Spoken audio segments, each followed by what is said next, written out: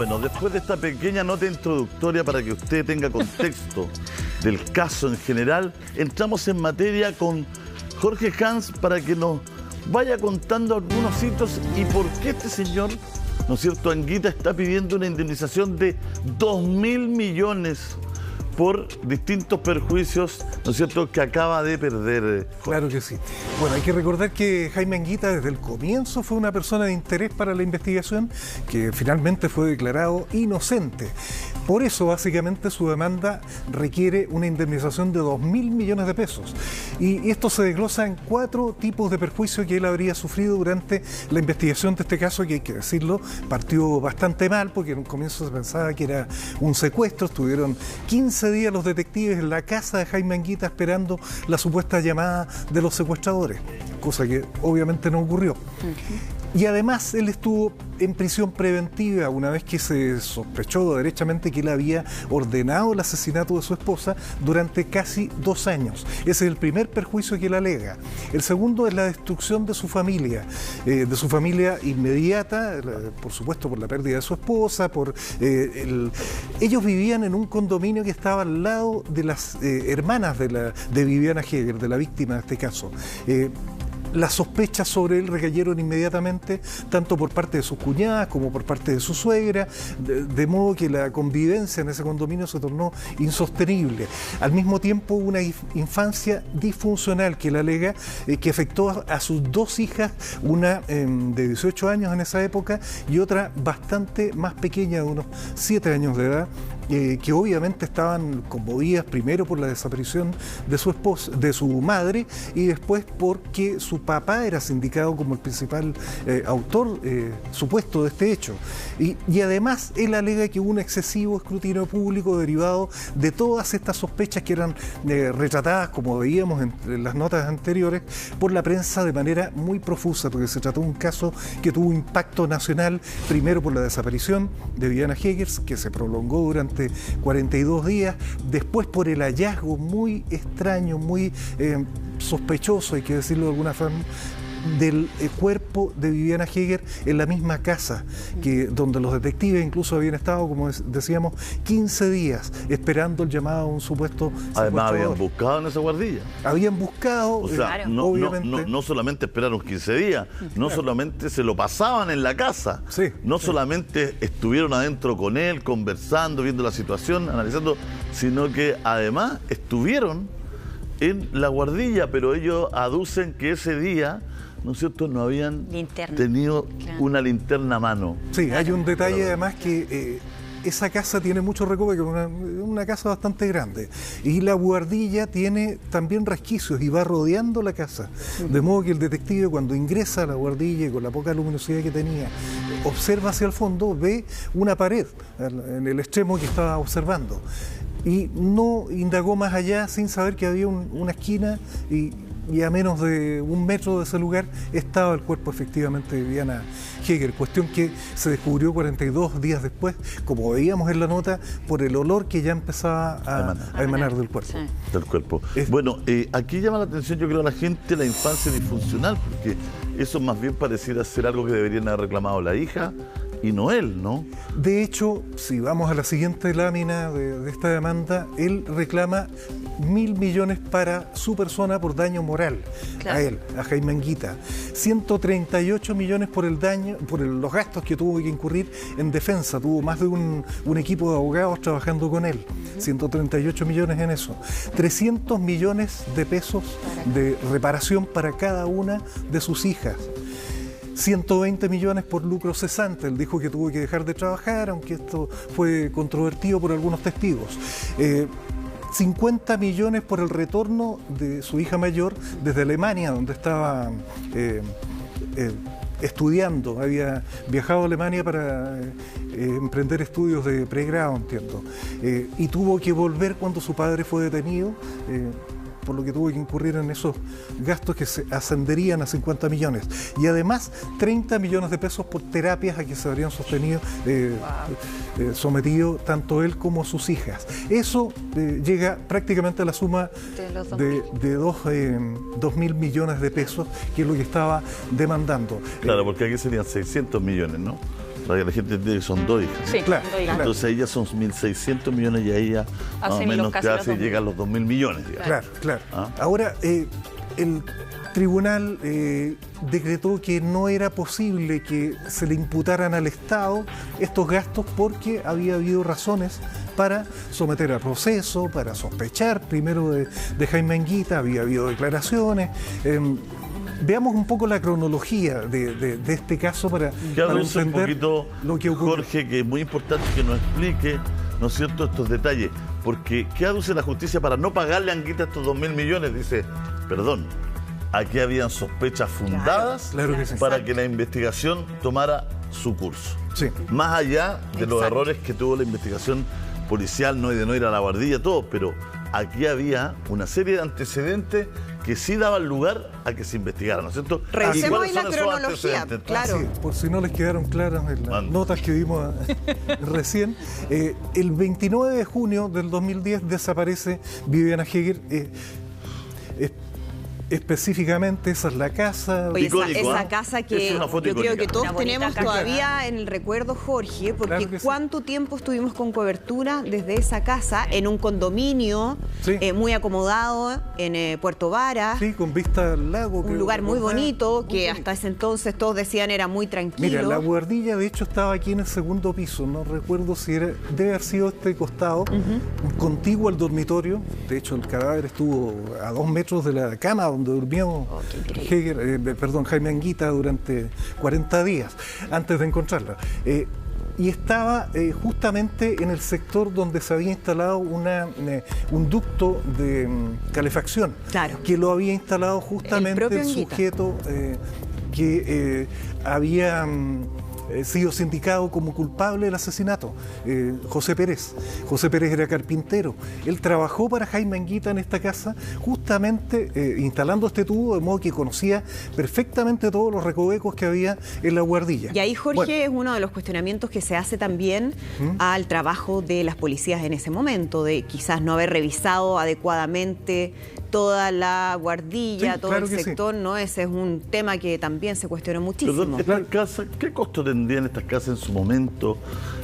Porque Son se ve una grandes, casa un sector inmensa, muy- ¿no? sí, Se ve muy un sector Sí, claro. De acomodado, hecho, en las notas que veíamos antes se mencionaba que Jaime Anguita tenía algún problema económico. Justamente parte de ese problema económico derivaba del costo de la construcción de esta casa. Esta familia vivió en una casa bastante más modesta en el mismo Puerto Varas antes de llegar a este condominio.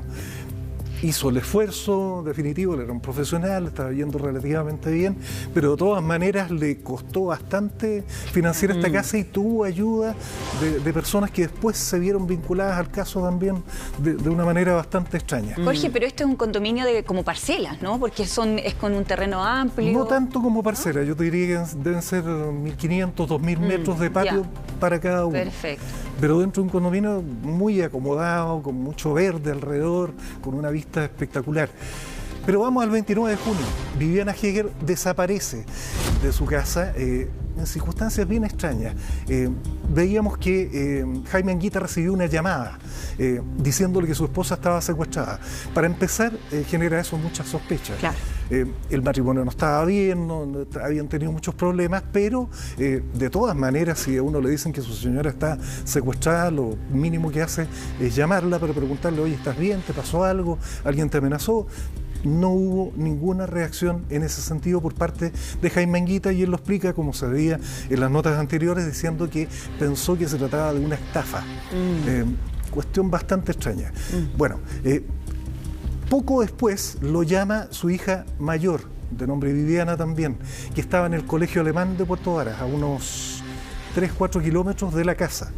Y le dice que su mamá no había ido a buscarlas, a ella y a su hermana Que no mayor, había llegado. a su hermana menor al colegio.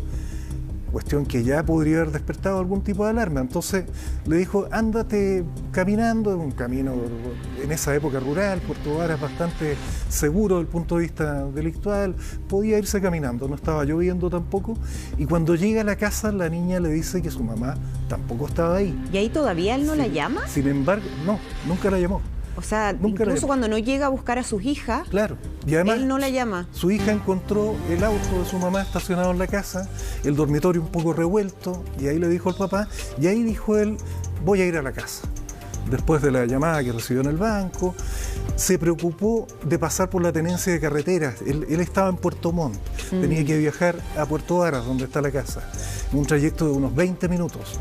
Pero se tomó una hora aproximadamente en llegar porque primero pasó a la tenencia de carreteras a dejar constancia de que aparentemente su esposa había sido secuestrada, estaba desaparecida al menos. No contento con eso, pasó a la comisaría de carabineros de Puerto Varas y después también pasó a la unidad de investigaciones, también para dejar constancia. Todo ese tiempo con su hija en su casa, sola, con el susto, con la urgencia de haber perdido aparentemente a su mamá. Estaban los cuñados de Jaime Anguita ahí, las cuñadas también, que de alguna manera contuvieron a la niña. Y que vivía ahí también la familia, ¿no? Claro, en ese mismo condominio. Viven al lado, es una casa contigua a la de Jaime Anguita. Entonces, bueno, ya era sospechoso todo este proceder. De modo que, bueno, asumiendo que había un aparente secuestro, en julio comenzó toda una labor de rastreo con muchos voluntarios, con carteles, con pancartas, con una recompensa de 5 millones de pesos que Jaime Anguita estableció para quien entregara detalles para ubicar a su esposa. Recompensa que obviamente no se entregó porque no hubo resultados durante mucho tiempo, hasta que el 10 de agosto del 2010, es decir, 42 días después de la desaparición, es encontrado el cuerpo de Viviana Heger en la buhardilla de la casa. ¿Y cómo es encontrado?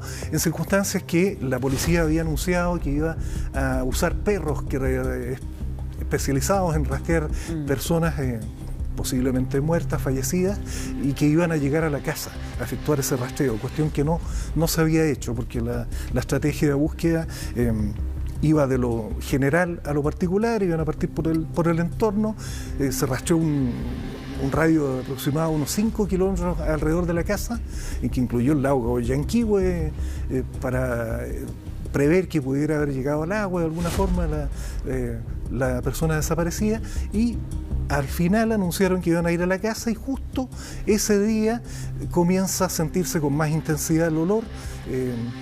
Eso alerta de alguna manera a Jaime Anguita y decide ingresar a la buhardilla por primera vez desde que había desaparecido.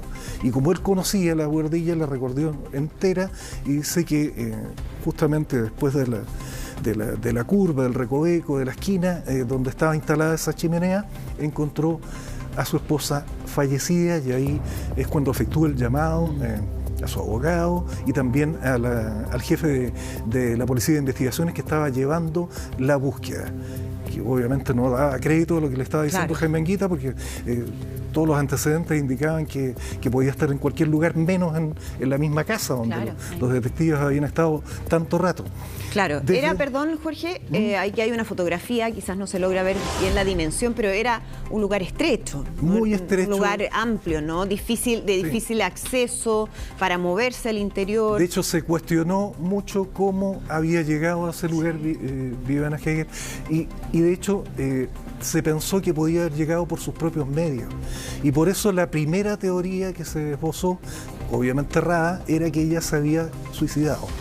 Cuestión que de alguna manera en declaraciones posteriores Jaime Anguita respaldó, porque dijo que la había notado con problemas de depresión y que podía probablemente haber tomado esa decisión de cometer suicidio. Se dijo que se había intoxicado con un herbicida que estaba en la bodega de la casa. Pero curiosamente el herbicida estaba cerrado y con todo su contenido intacto, entonces tampoco cuadraba eso con la investigación inicial. Pero fue la teoría que manejó la policía y la fiscalía en definitiva sobre este caso. Siempre con muchas dudas, por eso durante 5 años, prácticamente 4 o 5 años, la investigación se centró siempre en Jaime Anguita. La sospecha, obviamente, la persona más cercana, que tampoco tenía una relación de lo mejor con su esposa, era el principal sospechoso y había, sobre todo en sus declaraciones, en su frialdad para exponer todo lo que estaba ocurriendo, hacían recaer sobre él las principales sospechas de este caso. Hasta que en noviembre del 2015 la PDI, debido a declaraciones de familiares de él, detiene a José Pérez Mancilla, quien mantenía en su poder lo que veíamos en las notas, un par de cámaras, una fotográfica y otra de video y algunas joyas que pertenecían obviamente a Viviana Heger. Y que fue delatado por su yerno, ¿no? Claro, por su yerno. Además había varias personas del círculo de conocidos y familiares de José Pérez que habían escuchado esta suerte de confesiones por parte de él, que había dicho efectivamente, cuando estaba bajo los efectos del alcohol, que él había asesinado a Viviana Heger, cuestión que era un secreto a voces dentro del círculo familiar, acompañado por estas pruebas físicas que efectivamente él mantenía en su poder, que eran especies robadas y que, no sé, uno podría pensar que no justifican un asesinato para robar una cámara fotográfica y un par de joyas. Esta persona, además, recordemos que era conocido de la familia Heger, Manguita Heger, digamos. Él había efectuado trabajos dentro de la casa. Viviana Heger lo conocía, por tanto él llegó con la excusa de ir a buscar unas herramientas que se le habían quedado en la casa. Y Viviana no puso mayor objeción. Sí, ok, vamos a la bodega. Le dijo, aquí están tus herramientas, y en ese momento él la intimidó, y según su confesión, en una reconstitución en que participó solo él, no estaba Jaime Anguita, obviamente, porque se supone que él no participó en eso, él dijo, luego de someter a Viviana Heger en el dormitorio, le dijo, tú sabes quién me mandó a hacer esto. Claro. Que incluso hay un libro que se escribió sobre este caso que lleva como título una frase parecida, tú sabes quién fue, o algo así. Jorge, en ese caso, ya se empieza a hablar entonces del sicario, ¿no? Que habría sido un crimen por encargo. Sí, porque ahí él mismo se habla de él específicamente que fue Jaime Anguita quien lo contrató por 5 millones, casualmente la misma cantidad que le ofrecía ese como punto te iba a recompensa. preguntar, porque para que se configure el sicariato tiene que haber un pago, Sí, una recompensa. sí. ¿Qué pasaba en eso, en términos de supuestos pagos que podría haber hecho Jaime Anguita a Pérez Mancilla? Sí, de hecho hay muchos detalles que le entrega sobre las conversaciones previas que tuvo, una suerte de negociación que hubo. Se reunían en una camioneta a discutir este tema. Él le ofreció 5 millones de pesos, de los cuales terminó, según Pérez Mancilla, pagándole solo 2 millones, y cuando le representó que le faltaban 3 millones, le ofreció balazos. Derechamente le dijo que podía comprar por mucho menos que eso una bala y terminar con la discusión. ¿Y hubo algo que evidenciara esa transferencia o ese pago de los 2 millones? Ese es el problema, porque salvo la declaración de José Pérez, no hay evidencia del intercambio, de la entrega de dinero, ni de la negociación previa donde Jaime Anguita habría contratado a José Pérez para asesinar a su esposa. Pero de todas maneras, en base a este testimonio y a toda esta nebulosa que había en la investigación, terminan ambos detenidos y sometidos a juicio. Y después de 2 años, terminada la investigación previa y valorada la prueba, termina el Tribunal Oral en lo Penal de Puerto Montt absolviendo absolutamente a Jaime Anguita de las sospechas de asesinato o de sicariato, de contratar a alguien para asesinar a su esposa, y condenando a José Pérez por robo con homicidio, que en definitiva es el único sindicado como culpable de todo lo que ocurrió ahí en el Parque Stoker de Puerto Varas. Condena que ascendía a 10 años de presidio y que ya fue medianamente cumplida, cumplió 8 años de presidio, y entiendo que en abril del 2023 José Pérez fue dejado en libertad. Pero, curiosamente, claro, con libertad condicional. hay un detalle, porque José Pérez, si bien dijo en un momento que Jaime Anguita lo había contratado, durante el juicio omitió esa declaración. Es decir, fue una declaración prejudicial la que inculpaba a Anguita. que durante el juicio no fue sostenida por José Pérez. Qué raro. Por lo que se sospechó mucho que él de alguna manera había sido coaccionado, convencido de no continuar con esa acusación. Pero explíqueme usted algo, porque es lo que yo creo que la gente no entiende, y yo nunca he entendido de este caso y de otros. ¿Por qué una persona que mata a alguien, 8 años después está suelta? Sí. El homicidio, simple como en este caso, con el agravante solo del robo, no tiene mayor pena que esa. Es decir... Es baja la pena, son 10 años. Y además salió... No lo puedo creer. ¿Sí? Fue condenado por 10 años. Cumplía ya más de la mitad de la pena y no lo puedo creer. Con buena conducta podía optar a la libertad. A la libertad Que condicional. no puedo creer que alguien asesine a otro ser Y salga humano, tan barato. a otra persona y salga tan barato. Impresionante. Es que es, entre que me da frustración, me ofusca y pienso que si un tipo mata a mi mamá y a los 8 años voy al supermercado, me lo voy a pillar en la esquina, como si nada, lo encuentro de una injusticia. Injusto, sí. Lo encuentro que es aberrante y es psicológicamente súper brutal. Y una O sea, situación- yo creo que en vez de Anguita y la familia andar pidiendo 2.000 millones de recaudación de, no sé, de indemnización, deberían estar poniendo el grito en el suelo porque este tipo está Claro. suelto. Sí, libertad condicional del 2023. Un tipo que, según lo que dice la justicia, si Anguita no tiene nada que ver, ¿no es cierto?, como ha dicho, ¿no es cierto?, mata a una persona, ¿por qué? Para robar un par de cosas. Por un teléfono, por una videograbadora, Bueno, persiste la duda en todo y de este una caso. manera brutal. Claro que sí. Injusto. José Pérez ha hecho algún tipo de declaraciones muy a la pasada después que quedó en libertad y sigue insinuando que hay algo más detrás de esto. Algo más que no ha dicho y que podría en algún momento relatar. Tal Sí, vez- pero ahí, tal como ha dicho Anguita, está la hija, ahí hay una familia, hay sufrimiento. ¿Cómo? Sí. O sea, si este tipo es culpable, ¿no es cierto?, como ha dicho la justicia, yo me estoy basando en lo que ha dicho la justicia. Sí. ¿Qué es lo que podemos hacer nosotros? ¿Por qué con solo 8 años tú te liberas de cometer un crimen brutal? Es Un crimen impresionante. brutal, o sea, lo que dura una cuestión de senador, un periodo de senador. O sea, imagínate si tú Nada. tienes un hijo de 10 años, a los 18 años te encuentras con el asesino de tu madre, de tu padre, en la calle, en la misma ciudad. Puede pasar perfectamente, No, sobre es todo que que encuentro escandaloso. todos viven todavía en el Yo lo mismo encuentro lugar. escandaloso. Y el caos familiar que deja, porque durante esos 2 El años dolor, que... daño irrecuperable. Sí, pues irrecuperable. Esos 2 años en que Jaime Anguita pasa preso en la cárcel, las niñas también eran niñas de edades más o menos... Escolares. Escolares, claro. Claro. Entonces ellas, me imagino que quedaron bajo el cuidado de la hermana de Viviana. Es bien compleja la situación ahí. Sí. A mí me tocó en alguna oportunidad, bueno, cuando volvió la hija mayor de Alemania Ya. y fue a ver a la cárcel a Jaime Anguita, la primera vez que se encuentra con él detenido, ingresó ella entiendo que con una hermana de Jaime Anguita y con alguien más, a la cárcel y me dejaron a mí cuidando la hija menor porque no había nadie más que la cuidara fuera de la cárcel. Mientras... ¿Cómo? ¿A ti, Jorge? ¿Cómo? Sí, claro. ¿Tú Bueno, personalmente? ¿Cuidar? yo estaba cubriendo este caso, ¿Ya? obviamente en Puerto Varas, y estábamos atentos a la llegada de la hija mayor de Jaime Anguita, que iba a reunirse con su papá en la cárcel. ¿Ya? Supe la hora que iban a ir, todo estaba coordinado con el abogado de él, y llegamos a la cárcel junto a la familia y les dijeron que no podían ingresar con una niña tan pequeña a la cárcel. Pero ellos obviamente querían ver a Jaime. papá. Y no había nadie más.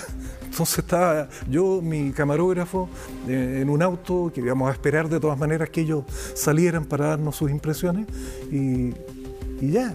¿Y tú te quedaste Quedamos con cuidando a la la niña. No te puedo ¿Y la niña creer. qué edad tenía en ese entonces? No recuerdo exactamente, pero unos 7 años. 7 años, era chiquitita. Muy pequeñita. Qué impresionante, sí. Y Jorge. muy desconcertada. Y en algún minuto nos preguntó, ¿y qué piensan ustedes? Y, pucha, ¿y difícil. qué le puedes decir en ese Una momento? niña que está no? pasando una situación Terrible. terrible, Entonces, y con además- su mamá muerta y con su papá Qué tremendo acusado de lo la que- muerte qué de tremendo la lo que nos mamá. estás O sea, Sí. Sí. increíble, pero ahí uno dice, ¿cómo no hay una protección desde las instituciones del Estado a una niña que O está una pasando red, por una claro. situación tan dura Es que como además esa? se da el caso de que toda la familia materna, es decir, Viviana, el los mismo. familiares de Viviana, tenían serias sospechas sobre exacto, Jaime Anguita, claro. que además ya estaba detenido por este caso. Entonces, Mira, ahí estás tú, Jorge. Ahí está. Ahí está en la foto que es de la época, ¿no? Es un pantallazo, una captura de pantalla de la grabación de la época con una de las hijas, y ahí estás tú reporteando. Me imagino que estuviste mucho tiempo ahí siguiendo este caso. Claro que sí. ¿Cuál es, Jorge? Bueno, lo que iba a decir es que los familiares maternos tampoco se podían acercar demasiado a las niñas porque generaban ahí una división que hasta ahora persiste. Muy es decir, triste. los familiares de Viviana Heger no quieren hablar nuevamente de este caso porque generaría un distanciamiento aún mayor con las hijas, con las sobrinas, nietas. Claro, un quiebre familiar. ¿Cuál es la relación hoy en día de las hijas con Jaime Anguita? ¿Ellas viven con él? Vivieron todo este tiempo con él, cambiaron un par de veces de residencia, pero terminaron volviendo al mismo condominio donde ocurrió todo, al lado de los familiares de su mamá, y siguen ahí en el mismo ambiente. Yo no sé si no han podido vender esa casa por razones que pueden ser entendibles. O sea, siguen conviviendo, Jorge, se siguen viendo, se topan.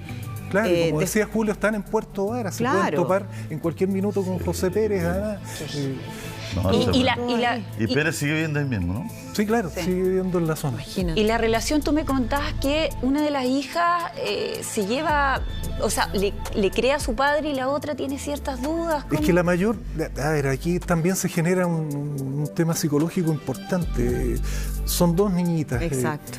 Acaban de perder a su mamá. Lo único que les queda básicamente de su familia nuclear es su papá. Claro. Por más que lo estén sindicando como culpable, ellas van a tender a creerle a él, su versión, y a creer que es inocente y a aferrarse a lo único que tienen cerca, y que finalmente la justicia terminó determinando que era inocente. La hija mayor fue siempre muy enfática en defenderlo a él, y decía: yo no puedo hacer otra cosa que defender a mi papá, porque es mi papá, y yo le creo a él. La hija más pequeña obviamente no tenía una visión muy clara. No había un razonamiento tan acabado de todo lo que ocurría, estaba en shock también de la pequeña. Era una experiencia traumática para cualquier niño, o sea, eso te marca para toda la vida. Ahora esto hace 15 años, ahora ella debe tener 30, y está viviendo por su cuenta, entiendo, tiene ya una vida independiente, pero de todas maneras, imagínate lo que ha marcado a esas niñitas.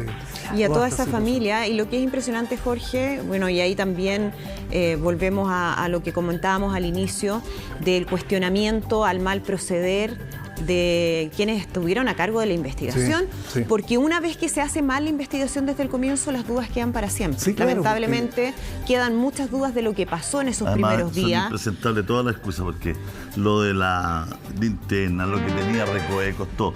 Porque, oye, a ti se te pierde una llave y buscáis 4 veces la cartera, ¿no? Sí, dais vuelta todo. O sea, se te pierde una tarjeta, dais vuelta la pieza 7 veces. Claro.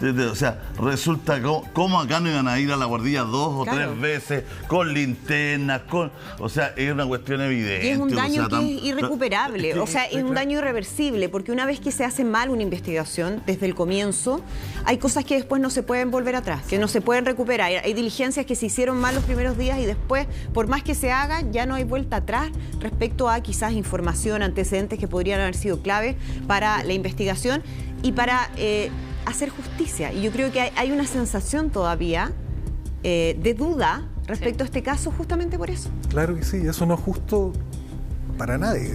Para nadie. Empezando por las Por supuesto. Empezando por el mismo Jaime Anguita, que ha sido de verdad sindicado como culpable hasta el día de hoy y que tiene que soportar un escrutinio público, como decía él, muy negativo sobre su persona. Y lamentablemente no es el único caso que se investiga mal y que termina dejando más dudas que certeza. Infortunadamente al comienzo se asumió que había un secuestro, no se examinó, no se perició la casa como realmente debió haber ocurrido. Todo ocurrió ahí sobre la cama del dormitorio matrimonial. Ahí se supone que José Pérez la asfixió, la amarró inicialmente, la arrastró hacia la buhardilla y la ocultó finalmente. Buhardilla que supuestamente él conocía, que era muy estrecha, era muy difícil que una sola persona... Exacto, por eso sigue habiendo dudas de cómo él solo, que es una persona que tampoco tiene una contextura tan grande, alguien que podría haber tenido tanta fuerza como por haber hecho todo eso solo. Por eso sigue habiendo dudas respecto a cómo fueron exactamente los hechos. ¿Cómo llegó arriba? Porque yo me acuerdo acuerdo que en ese momento si hay otras personas involucradas, o al menos otra más involucrada, porque me acuerdo que en ese momento, no quiero entrar en detalles, porque también es difícil llevar este tema adelante, porque los detalles son, por supuesto, evidentemente escabrosos, porque es una muerte brutal, porque es un asesinato, ¿no es cierto?, muy violento, y porque termina en la casa arriba, ¿no es cierto?, de la forma de muerte también es muy chocante. Entonces, pero para tratar de hablar generalidad y poder meter el tema, ¿no?, el contexto es, me acuerdo que en ese momento nosotros estábamos haciendo una nota donde yo estaba trabajando, si ella había llegado golpeada arriba, porque para subirla Era difícil. no daba que la cargara. Claro. Tú dices subirla al dormitorio. A subirla arriba. A la guardilla, a la guardilla. Ah, no, es que la guardilla está al mismo nivel del dormitorio. Por eso, que pero está en el segundo piso. Para subirla, ¿no es cierto? Porque ella es que no asesinaba es una abajo. guardilla que esté arriba del nivel en que ellos Claro, estaban. claro. Es que yo hablo del segundo. La guardilla está arriba. En el y ella segundo fue asesinada piso. abajo. Pero hay que subirla en algún minuto, ¿no es cierto? Hay que elevarla desde donde No, mira. ella fallece. El dormitorio está acá, a ese nivel. Los y hechos la habrían guardilla- ocurrido ahí mismo, entonces, Jorge. La guardilla está al mismo nivel que el dormitorio. Es decir, abrieron la compuerta Claro. que da a la guardilla y la trasladaron por un pasillo muy estrecho. Esa era la principal dificultad. Pero está al mismo nivel del dormitorio. Claro, entonces era cómo la habían trasladado por el pasillo estrecho. Porque es muy ¿no es cierto? chiquitito. Era un pasillo, eso era entonces. pequeño. ¿Cómo Claro, la trasladaba Claro. por el pasillo pequeño? Eso es. Eso era solo. Sí. Claro. Y sin que ella se golpeara en ese Hay unos signos de roce en el... bueno, ahí va, po. Y eso era lo que se investigaba en ese momento, porque cargándola así, o sea, llevándola, no la podía Que llevar. entrar a uno ya era difícil. Claro, tenía que llevarla de cierta forma como de arrastre. Claro. Y eso era lo que te contaba yo, que se hacía el reportaje, ¿no? Si su cuerpo daba muestras de que la persona había sido arrastrada, porque lo que se buscaba finalmente era recibió la colaboración de alguien. Sí, Claro. esa era la Para duda. moverla. Para que ¿Cómo lo llegara habrá ahí, hecho ella recibió sola? la colaboración de él para que quedara tan bien escondida Sí. como queda, ¿no es cierto? Esas eran las grandes preguntas e interrogantes que Sí, claro. también la policía se hacía, ¿no? ¿Tú estuviste ahí en la guardilla, Jorge? Yo creo que sí. Porque es que sabes que Porque he visto ahora tantas que me imágenes que no me acuerdo, acuerdo hubo muchos reportajes que se hicieron. sí. Incluso la prensa tuvo acceso a esa guardilla. Sí, en algún momento Jaime Anguita, de hecho, mostró en la guardilla y Claro. explicó cómo Se la había mostraba, ¿no? encontrado. Y ahí se daba cuenta de que ya para una sola persona era muy difícil ingresar y De moverse. hecho, si alguien la llevaba arrastrando y la acomodaba en el fondo, iba a ser muy difícil Salir. que esa misma Salir. persona pudiera Pues Salir, tal cual. claro, esa era la grande interrogante. Claro. Sí. Es bien compleja esa situación. Además, uno se pregunta si querían ocultar este crimen, ¿por qué esconderla ahí mismo, Ahí mismo. en la misma Sí, casa? es muy raro. Viviana Heger no era una persona demasiado grande, ni muy voluminosa, podrían haberla ocultado, haberla trasladado a otro lugar. No sé Claro, si la y además- intención era esa. 42 días. Ahí era la pregunta era, ¿siempre estuvo ahí o fue al final que Oye, la movió la al llevaron último. para Hubo allá? muchas dudas porque mucha gente se preguntaba por qué no generó, por qué no se detectó antes. ¿Por qué no hubo- claro. Que pasó harto Sí. rato. Rastro. Entonces decían que las condiciones meteorológicas, la temperatura de la casa, No. dieron una serie de explicaciones para tratar, pero cada explicación enredaba más. Pero que, todavía. O sea, pero esas dudas persisten. acuérdate que al principio, después que la encuentran, estoy hablando al principio después de los 40 días, más de 40 días, 42. donde está desaparecida, esos 42 días. No, cuando ya la pillan todo, se empieza a hablar de suicidio. Claro, claro. Ah, ni siquiera en eso, porque primero era se extravía, ¿no es cierto? Pensaban que era secuestro, se empieza a esperar que llamen los secuestradores supuestos, ya no ocurre, después ya esto ya puede ser un asesinato, pero después la encuentran muerta y empiezan, las primeras teorías son de suicidio. Claro que sí, Todas por las lo que primeras te teorías. contaba del herbicida que supuestamente había ingerido para suicidarse y de las razones que según el mismo Jaime Anguita podría haber tenido para suicidarse. Y ahí hay todo un tema de la relación que había en este matrimonio, que en algún momento fue una relación abierta, donde ambos tuvieron otro tipo de contacto con otras personas. Entonces no... Eso también daba para especular. Sí, es que eso te iba a decir, Jorge, que eso también yo creo que fue muy doloroso para la familia, porque buscando o tratando de buscar una explicación a lo que había sucedido, se empezó a hurgar mucho en la vida íntima de la familia, ¿no? Y especialmente de la pareja. Entonces empezaron a salir un montón de cosas respecto a la relación de ellos con terceras personas. Entonces fue además una situación muy expuesta para la familia respecto a la vida que tenía antes de morir Viviana Heger y también Jaime Anguita. Sí, claro. De hecho, gran parte de los interrogatorios que se le hicieron a Jaime Anguita, incluso en las entrevistas periodísticas, se le consultaba por la relación con su esposa. Y él en algún momento reconocía cuestiones como que decía, me podrán decir que soy un aburrido, un fome, un mal amante, pero yo jamás haría algo así. Claro, un asesino. Claro. Porque se hablaba mucho que la relación entre ellos era muy fría y que Viviana prácticamente se sentía acorralada en un matrimonio sin mucho amor, sin mucha pasión, y que eso había generado muchos roces entre ellos, además de los problemas económicos que tenían para financiar la casa. Recordemos que hay una serie, Sí. ¿no es cierto? Una serie hecha por Fábula, tengo entendido, que es muy exitosa, ¿no? Que es como, además, una selección chilena de actores que escogen para que está Alcaíno, ¿no es cierto? Está 42 días en la oscuridad. Que está basada en el libro de Rodrigo Fluxá. Sí, claro. Sí. Y Rodrigo es un periodista investigador. Exacto, que investigó este caso y además entrevistó muchas veces a Jaime Anguita y se quedó con una impresión más o menos neutra, pero de todas maneras el titular es usted sabe quién fue. ¿Quién fue? Claro. Aludiendo a quien había mandado a José Pérez. Fue absuelto Jaime Anguita, lo sabemos, pero dentro de eso, pensando en su total inocencia, de todas maneras vivió años de calvario, división de familia, sabemos todo lo que ha conllevado.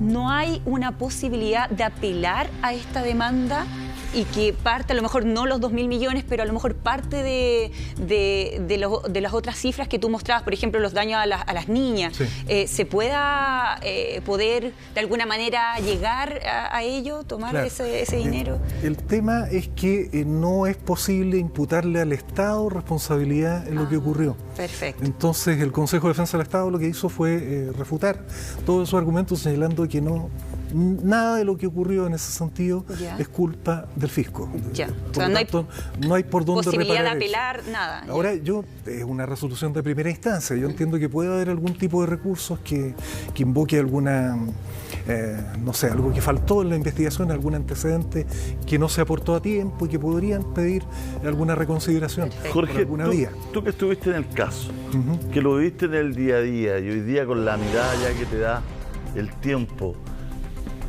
hay hartos casos con 40 días de desaparición y más.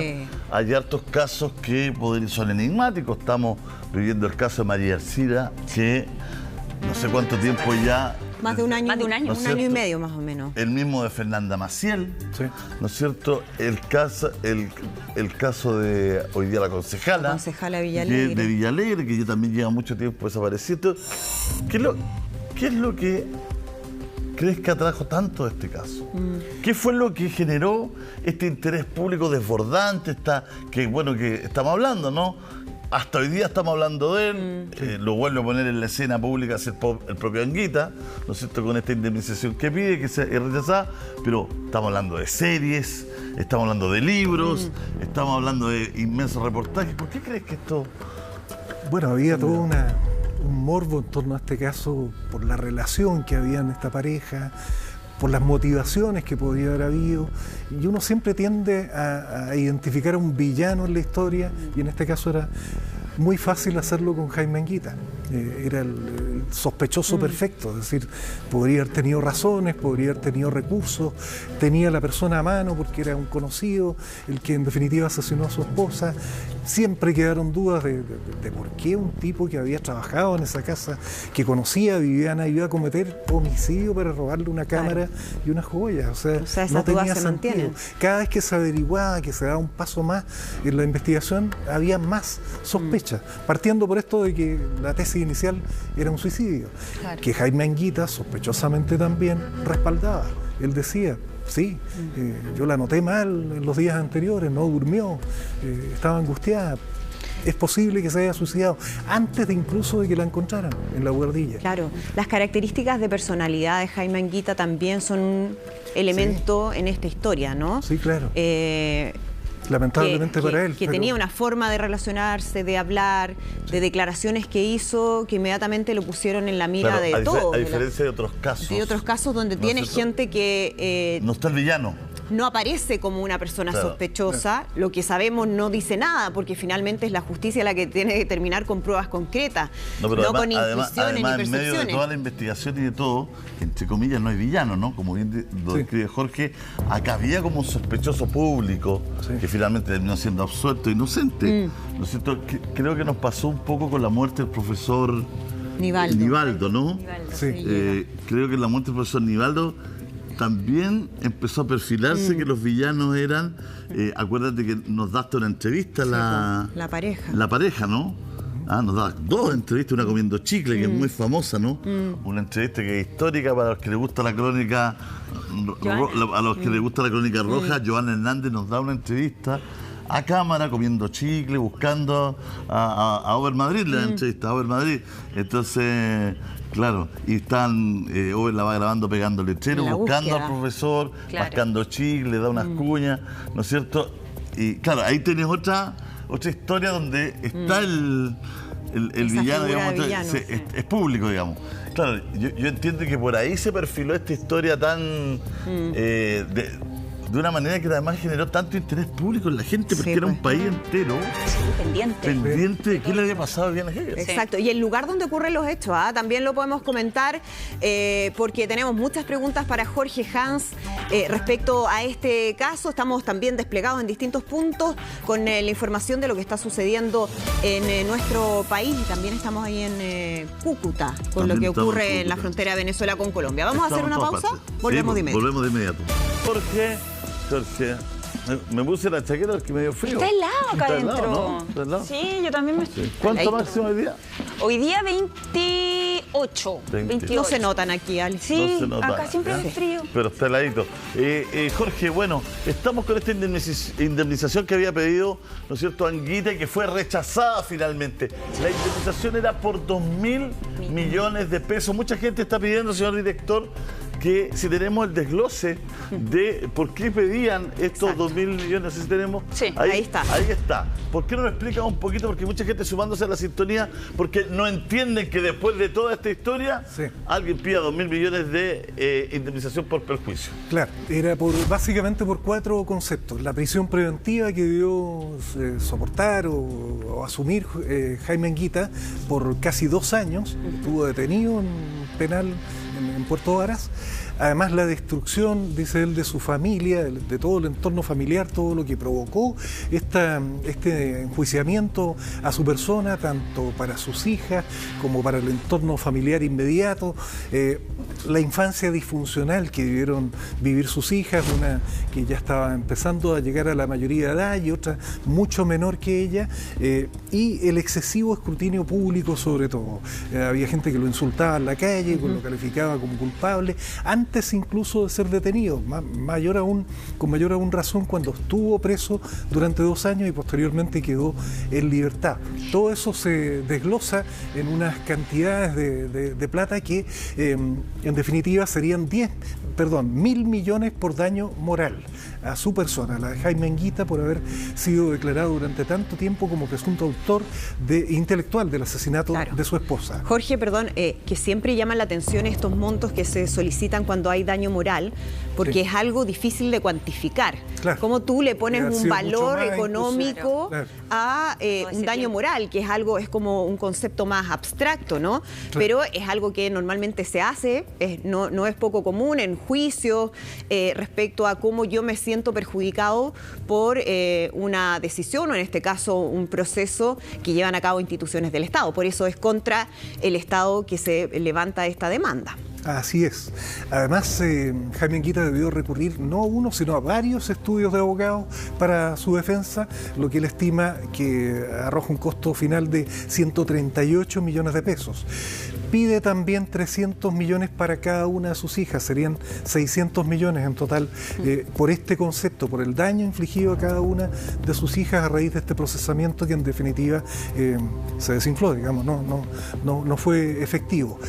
120 millones, dice él, por lucro cesante, lo que de alguna manera el Consejo de Defensa del Estado también rebatió, diciendo que él había seguido trabajando todo este tiempo. Claro, lucro cesante es el valor de lo que yo dejo de percibir por no poder trabajar, claro, debido a justamente las condiciones en las que él se encontraba. Así es. Y además pedía 50 millones por el retorno de su hija desde Alemania, el tema que relatábamos recién cuando fue detenido Jaime Anguita. Su hija estaba en Alemania estudiando y debió volver a Chile para hacerse a cargo de su hermana chica, de hecho, de su hermana de 7 años, porque no había nadie más del núcleo familiar que quedara y que pudiera cumplir esa función. Y por último, 30 millones de pesos en terapias psicológicas para él y para sus hijas para sobrellevar toda esta situación. Eso es lo que demandaba Anguita al Estado de Chile y finalmente el tribunal en primera instancia decretó que no había responsabilidad del Estado en todo esto que pasó, que había razones fundadas para someter a proceso, para sospechar de Jaime Anguita, para efectuar el juicio en su contra, que en definitiva terminó absolviéndolo. Jorge, usted que ha seguido el caso desde el inicio y que tiene mucho más antecedentes que nosotros finos, ¿nunca Jorge Anguita alzó la voz por la... Perdón, Jaime Anguita nunca alzó la voz por la baja pena de Pérez? No. ¿Nunca Jaime Anguita alegó, ¿no es cierto?, o trató de llevar este caso más allá para que fueran más altas las penas para Pérez? Yo no tengo antecedentes de eso, nunca escuché que hubiera dicho algo al respecto.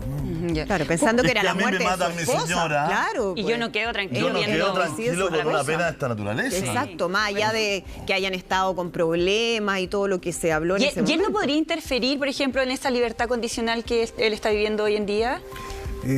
Lo que pasa es que todo eso está estrictamente reglamentado. Yo no soy abogado, pero cumplía la mitad de la pena con buena conducta. Como la legislación. Claro, y no tenía condenas anteriores. Por eso te digo que quizá en su momento habría que haber pedido hacer un caso. Mayor. Claro, y una pena mayor. Una pena mayor y hacer un caso, ¿no? Tampoco... Alevosía, no sé, no un homicidio simple, porque finalmente no es que el tipo entró a robar y ¡pah!, la empujó y se murió, ¿no? Aquí hay una asfixia, o sea, entonces hay una planificación, o sea, tratar de buscar una causa mayor, o por lo menos intentarlo, por lo menos, o sea, mira, ¿sabes qué? Yo pienso en la familia de ella, no en la familia de una pareja, porque finalmente tu pareja tú la eliges, pero sí en la familia de ella, sus hermanas, su madre, no sé, la gente que se crió con ella, todo. Tiene que ser muy desalentador pensar que este tipo de Pérez está en la calle. Sí. Tiene que ser muy desalentador que tú eres mi hermana o eres mi mujer, mueres, te matan. Y la persona que te mata en 8 años más está haciendo su vida. Cuando tú quedas destrozado para toda la vida. O sea, las niñas de Viviana, sus hermanas, su familia directa, esta no es una cuestión que se les va a pasar en 8 años, en 6 años, en 7 años, no. Es una tristeza, es una pena que tú llevas toda tu vida. A ti se te muere un ser querido, un familiar, por una manera natural, por una enfermedad, por lo que sea, y tú toda la vida llevas esa penita. Sabes vivir con esa pena. Totalmente. Aprendes a vivir, a comulgar con el dolor. Pero nunca se te olvida, nunca se te pasa. Entonces encuentro que en ese sentido la justicia en nuestro país, o en algunos casos como este, para no generalizar, pero la justicia en nuestro país está al debe. Está al debe. Está al debe. No puede ser tan barato entrar a robar y matar a alguien. Y que, ¿sabes qué? Me escribe mucha gente. Me escribe una persona que he entrevistado muchas veces y me dice: a mi hijo lo apuñalaron para quitarle el celular a un tipo muy violento. Estuvo 3 años en el Sename. Qué terrible. Y ya anda suelto en la calle y lo veo pasar. Y me quitó a mi hijo. Una cuestión que no me podía recuperar y no me va a recuperar nunca más. Entonces, Y a su Parece hijo cuando iba a ver a su desproporcionado, abuelita. claro. Cuando a su hijo cuando iba a ver a su abuelita llegó y para quitarle el celular lo apuñalaron todo, y 3 años, y eso le cuesta a alguien la vida a su hijo. Entonces, no es por ser rencoroso, no es por tener sed de venganza, pero las cosas tienen que tener una proporción. Una proporción. Sí. Una proporción, y aquí parece desproporcionado, porque como tú decías, la situación de las hijas, o sea, que tú vivas una situación tan terrible como esa a esa edad, es marcador para toda tu vida. O sea, 7 años. truncan 7 la vida de 2 menores de edad en ese momento.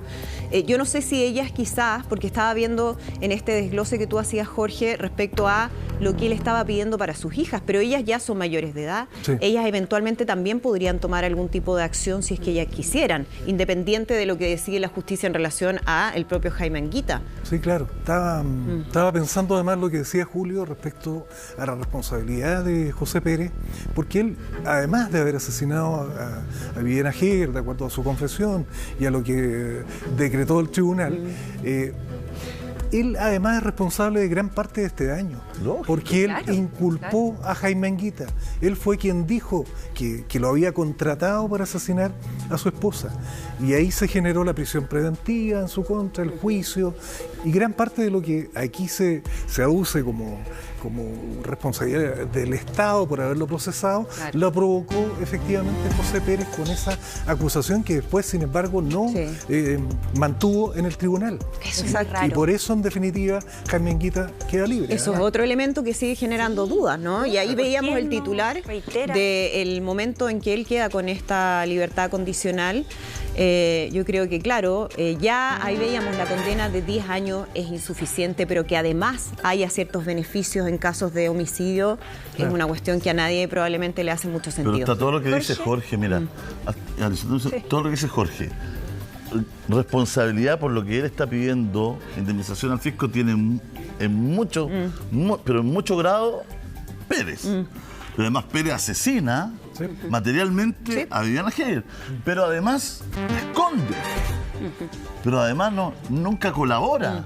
O sea, la hizo toda, y el tipo está quizá ahora viendo tele, tomando desayuno, muy suelto el cuerpo. Con su familia, Y con quien sea. con quien sea, y tiene a una serie de personas, incluido a Anguita, si lo podemos incluir en esto, ¿no es cierto?, sumido en el dolor, en la pena. Y si Anguita lo que dice acá, que le ha pasado todo esto, porque ha vivido una vida muy mala desde que se cometió este asesinato, desde que Pérez cometió este asesinato por ser el sospechoso, el inculpado de todo, ¿no es cierto?, le ha hecho mucho daño a todo el mundo Pérez. Sí.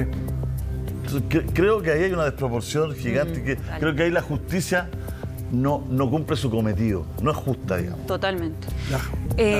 Jorge, me llama la atención el ahora de Jaime Anguita. Él ha podido volver a trabajar, está ahora haciendo una vida relativamente normal. Sí, veíamos en la nota, la primera nota que vimos, que hubo un intento por acercarse a él, a la empresa donde está trabajando actualmente, y no fue habido, digamos. Ya.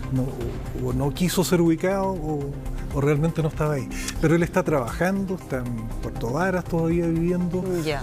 Entiendo que sus hijas también están ahí alrededor, Con él, claro. en el mismo sector, y tratando de llevar una vida normal como lo quiso hacer desde el comienzo. A mí me asombraba que, a pesar de este escrutinio público tan negativo sobre su persona, él no se fue a otro lugar. No se escondió, en definitiva. Perfecto. Exactamente. Jorge Hans, muchísimas gracias por acompañarnos hoy con este tema. Queremos agradecer también a la familia de Viviana Heger, porque sabemos que han estado viéndonos, porque sabemos que están muy atentos, que han querido colaborar, que agradecían el tono en el que tratábamos el caso, y nosotros también queríamos agradecerles entonces públicamente esa disposición y esa colaboración que han prestado permanentemente. Sí, la empatía y la energía siempre ha estado con ellos, porque entendemos que este es un caso que es muy difícil de cerrar para ellos, para este entorno directo. Tenemos que hacer un alto, pero se acaba de dar un caso cinematográfico en las calles de